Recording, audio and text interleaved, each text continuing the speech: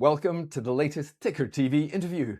I'm Donald Leggett and I'm joined by Brad George, CEO at Orosur Mining, the AIM and TSX listed gold explorer, currently developing the 100% owned gold project Anza in Colombia and El Pantano in Argentina. Orosur raised $50 million last October, so it remains well funded. And Brad George joins us from London to give us the latest on the OMI projects. Welcome, Brad. Donald, morning. And how's things you? Are you enjoying sunny London? Well, I got in last night and it's a bit grey, so I'm waiting for the heat wave to come back. Oh yes, give it a few days and it'll be back. Yep. So let me start with Pepas and the surrounding areas. Recent drill results suggest you're finding more gold. Now there's a surprise. Talk us through what that means for the project, Brad. Well, I won't say we always knew we would. We thought we would, and so it's nice to be proven right.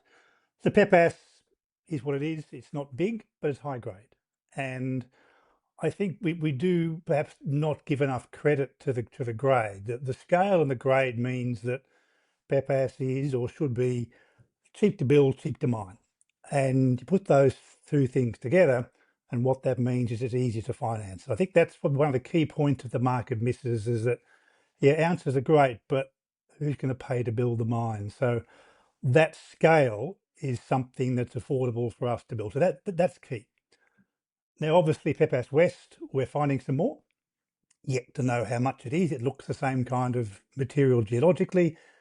I doubt it'll be as big, but we'll keep drilling and we'll find out. That's interesting. And the fact that we've found one Pepas West, we need a new name, would suggest we may hopefully find more. So we've only really begun to explore beginning of this year. So having immediate success is a nice way for that to work. And there's more to come. One of the issues at Pepas is ultimately access. I mean, the Pepas deposit, without wishing to dismiss our cleverness, was found because there was a track on an old road right through the guts of it. So it was found on the road. So that was nice. So we've had access to Pepas West.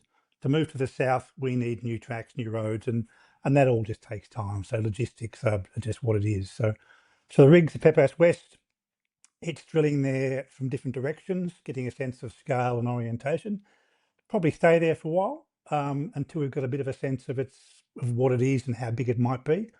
I don't think we'll take it to a resource. Going to a formal MRE is a bit of a pain in the arse kind of process, and we don't want to do that. We'll just get a sense of what we think it is, and that'll give us enough, and we'll go to resource later on. So I would suggest there for a couple more weeks, and then once we've got the access sorted out, we've got some very juicy targets just to the south. So Pepas West and then Pepas South, and it's good news at both. Yes, well, there's enough of Pepas to build a mine, so that will go ahead.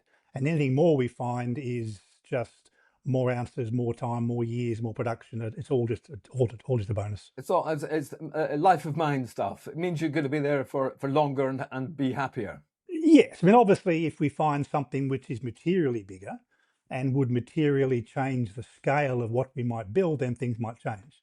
At the moment, we're just looking at finding incremental tons, incremental ounces. So it's just adding life of mine. So again, it's all just free money. Okay, let's just run through the numbers. Assuming extraction via open pit mining, the current estimate is 1.1 million tons at a grade of 5.46 grams per ton for 201,000 ounces of gold in the indicated mineral resource category. That's broadly correct, is it? That's the base that you've been working from. Yes, that's the indicated resource, and there's an additional 20,000 ounces in the inferred category, and then Pepas West is, well, we don't know. So we're basing our Colombian PTO on that indicated resource because that's the indicated we can move to a Colombian reserve, and that underpins the PTO. Now we'll find more, and that will expand, but as things stand today, the PTO is based on that 200,000 ounces. But that's more than enough, I would have thought. Oh, absolutely. I mean, at the current gold price and at our projected, very low cash cost, that makes a serious amount of money. So it's as I said in the first question, the fact is this is actually reasonably cheap to build, and therefore it will be built, or it should be built, rather than still being there in 10 years' time. I mean, ounces in the ground are fine, but they don't make any money. You got to be ounces in the vault that makes the money. So it's more a question of what can you build and mine rather than what you have in the ground. Now Well, we're doing the Colombian PTO. That's near completion now. That'll go in a few weeks' time, and that begins the process. Now we've said historically that we favour the notion of toll treating, that is just selling the ore to a nearby plant mill, and we've begun those negotiations. We're having chats with a few mills, signing CAs, providing some material for testing. So that's our plan.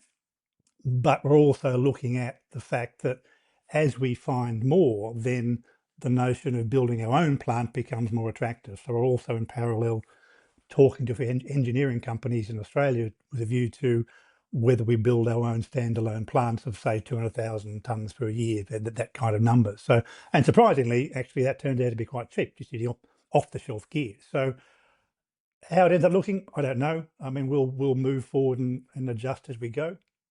It may end up being a bit of both, starting with toll treating, get going fast and cheap, make some money, and then build a plant. It will all. okay. That sounds great. You've been talking to me about both options for a while now, and both those sound excellent. And indeed, toll leading into your own facilities sounds ideal. Yes, I mean the fact is, as I've said publicly on some comments on Twitter, maybe the one virtue of the gold price is that the cost of transporting ore down the road in terms of ounces given away is now very small. We might give away 0.5 gram per tonne in transport costs, and if that means we haven't got to build a mill, then why wouldn't you do it? So those chats are being had now. Okay. Each of these new finds, as you find them, Pepas West, Pepas South, presumably enhances the chances of an open pit mine being built as it becomes easier to raise finance the more gold you find, or am I being too simplistic? I'm not a mining engineer, so because I always oversimplify things, and I probably get a kick up the bum for that. Ultimately, it's cost, and there are two costs to worry about. There is the cost to mine. Now, what is your cash cost? Can you produce gold at a profit? If you can't, then just stop there. If you can, then the question is, okay, what is the cost to build the mine that allows you to do that? So there's cash cost and capital cost. Now, the problem is the capital cost is the killer. Now, you might have lots of ounces, but if it's going to cost you $500 million to build it and takes 10 years to pay back, then the question is, well, where's that money going to come from? Now, in the old days, banks and markets can do that, or if you're a producing mine, you do it out of cash flow. But Orosur's, a little company, and we'd have to go cap in hand to the markets of the banks, and the banks aren't as friendly as they used to be. They're all too busy funding data centers or whatever the hell they're doing. So the fact is that there's lots of projects out there that have been there for years because they just simply can't get funded. And so, yeah, we want lots of ounces, but our primary objective, I guess, is to find a project that will actually get built. And what I mean is we can actually get the money to build it. And that's an often ignored part of the mining process. Where's the money going to come from? So our question is, I mean, it's nice, it's fundable, it's simple, not overly simple, but it's a very nice scale of project for a junior company to get their teeth into because we can afford it. It's the right scale of project for Orosur. It is. It's a project that is not going to, that we can build reasonably cheaply, that the market will fund through various means, and is amenable to that toll treating first phase.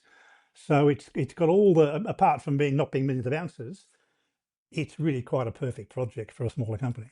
So Apta was previously seen as a nice-to-have mineralization zone, which fitted really well with the plans for Pepas. The two linked together.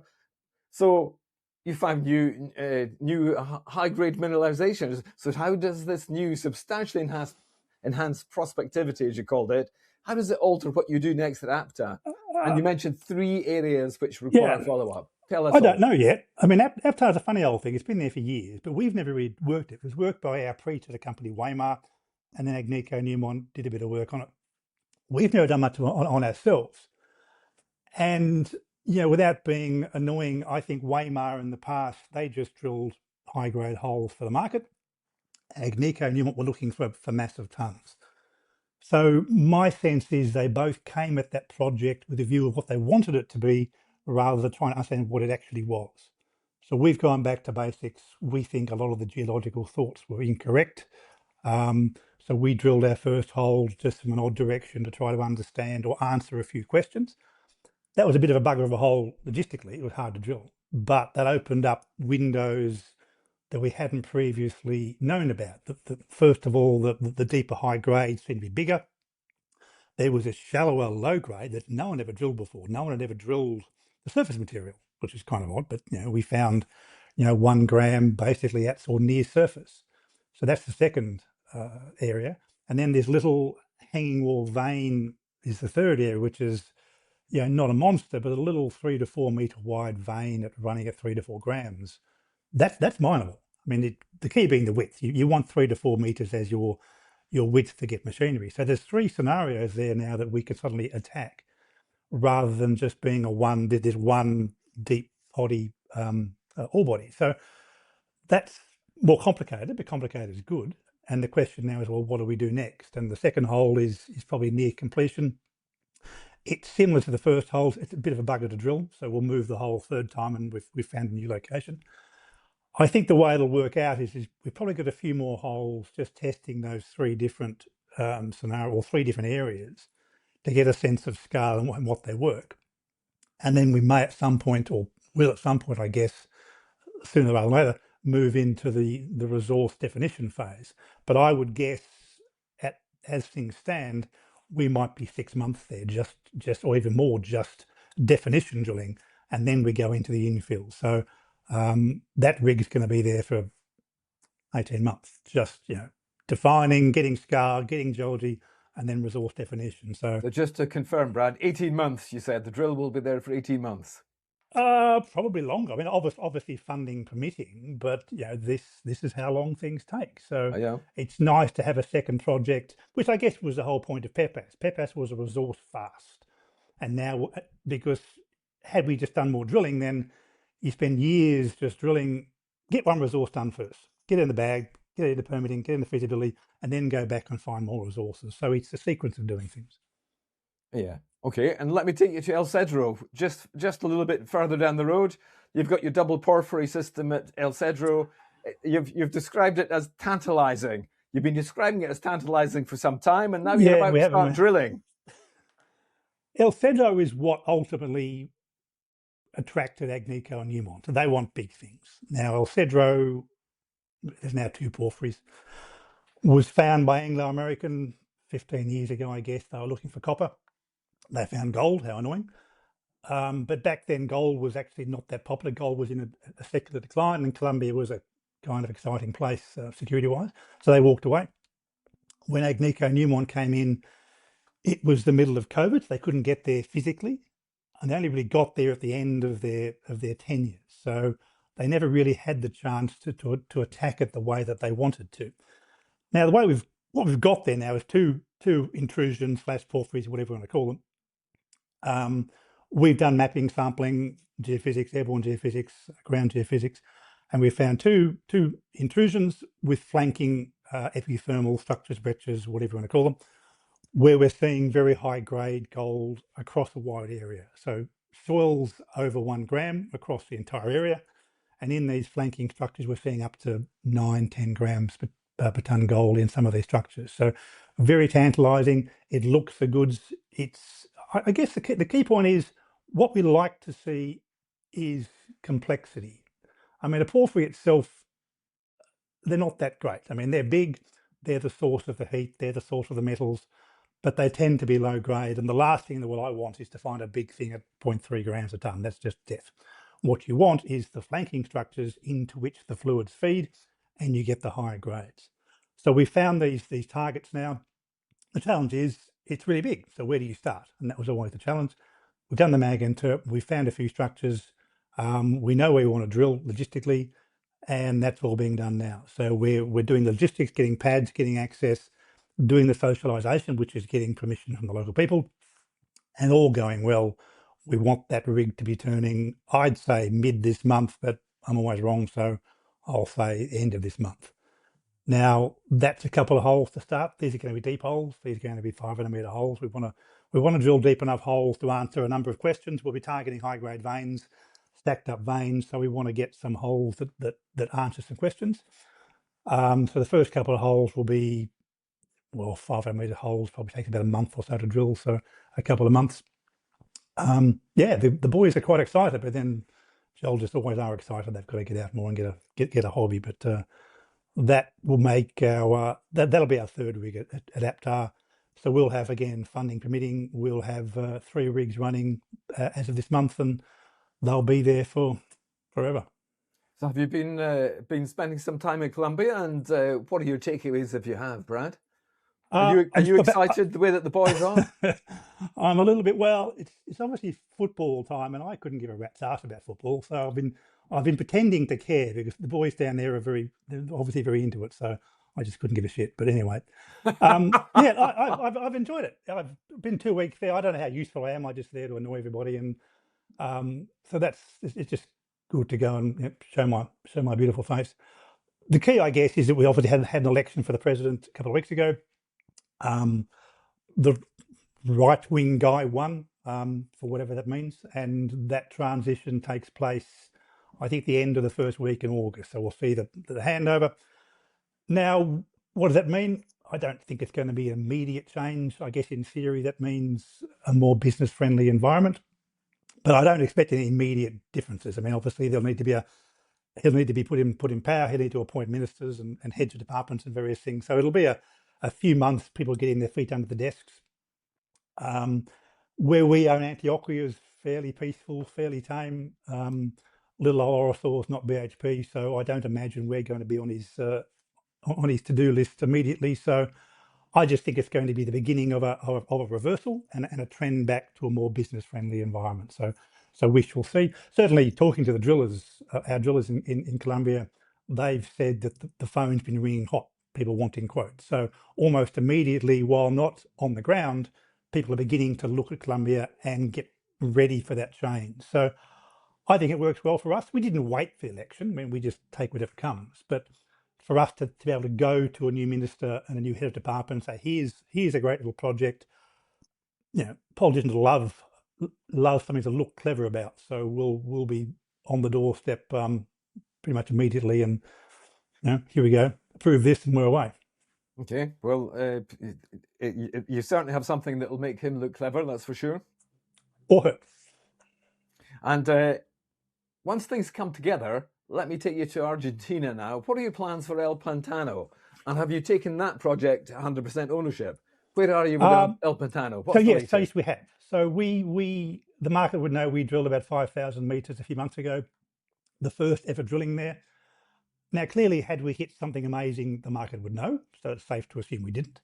But that wasn't the objective. The objective of El Pantano was to, given that it had never been drilled, was to say, well, okay, we've done mapping, sampling, surface work. What's underneath? We interpret certain things, surface work. Is that correct? So we drilled a number of holes spread across the entire project, really just for geology. Hit structures, hit veining, hit alteration, just try to add that third dimension. And that, in a geological sense, was very successful. We hit structures, we hit all the right veining, we hit some anomalous gold, we hit lots of things. Just not big, thick, chunky, high grade. So that's positive. But I guess the challenge is for me to communicate to the market that we've got good geology is a complicated thing to do. We need to put it all together with, put in the context of all the other piece of information. So our view was, well, if we're going to do that, let's do it formally. Let's make it a report to 4101 standards, which is what we've done. So that's been now put into a 4101 report. That's probably ready in I guess about a week, and that'll come out to the market with all the pictures and everything else. So that's good. That will explain what we found. And that's what the TSX requires, yes? That's what, well, the TSX likes to have those things wrapped up and say, well, this is what we've got as of today. And of course, as you mentioned, the other point of the drilling is that took us to 100% ownership. So now we own the project. So we own both projects 100%. So that's key. What we do then, well, I don't know, it's winter now, so we're not doing anything. But the fact is we've got the project now, we've done the work, we own the project, the JV's gone away in effect. The clock stopped ticking, so there's no rush. We'll sit back, have a think about it over the winter time. We're not meeting any deadlines. It's a reasonably cheap place to hold land. It's much cheaper than Argentina, than Colombia in terms of dollars per year. So we'll sit back for a while and probably look at some new work programs in the summer. Now we've always thought out, well, do we go it alone? Do we JV? Do we sell? That remains to be seen. I'm in London now. We've got board meetings this week, so we'll toss it around a bit. But I doubt we'll make a decision. I think at the moment, I like the project. I'm keen to hang on to it. We'll get the report done, announce the results in a few days or next week, and then do more work next summer. Okay, good explanation. Thank you. Gold price next. Gold price has dropped. If I'm right, I think there was a high of 5,335 on the 30th of January. $5,335 of madness. It was nuts. And it's dropped around $4,000. Now, that's a 25% drop, bad for some. Does that make much of a difference to you? I think it makes a difference to those who bought gold at $5,500. Look, your view of $4,000 gold, I guess, depends upon the direction to which you're coming at it from. Had you told me 10 years ago 4,000, I would have thought you were on drugs. It's still a crazy price, and gold miners are making money hand over fist, so it's fine. Gold has always been subject to two forces: the long-term fundamentals and the short-term chatter. So January, it was just crazy. $5,500 an ounce was just nuts. Silver at 120. It was all looking very embarrassing. We were in Vancouver at a conference and just very embarrassing. Look, just cool your jets. This is not normal, and it proved to be the case. So back to $4, where it goes from here, I don't know. It's a very, very healthy price. I guess one of the looking for positives. One, it's still a very good price, and our project is a very low grade, very low cost, very high grade. So that's great. One of the benefits, I guess, is that we made the observation end of last year, beginning of this year, is that when you get any metal price spike, you start seeing all the cockroaches come out of the woodpile. Everyone was dusting off these crappy old projects that have been around the block 5 times, that are never going to make any money, never going to work, but every couple of years they look good during a spike. And they're all getting ready for IPOs. A lot of those didn't make it because the price came down.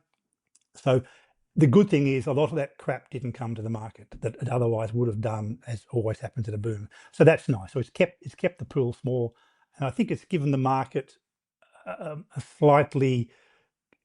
good dose of what can happen, of not getting carried away by the hype and the hysteria. So it did bring things back down to fundamentals and back down to cents. So in that sense, it's good. But $4,000, I'll take it any day of the week. Okay, capital raising. Let's talk capital raising next. What's your situation? What comes next, Brad? I don't know. We have no rush. I guess we'll talk about this week. We've got 8 or 9 million in the bank. Yeah, dollars, US dollars, that is. So we're fine. That takes us through to next year. There's no immediate rush.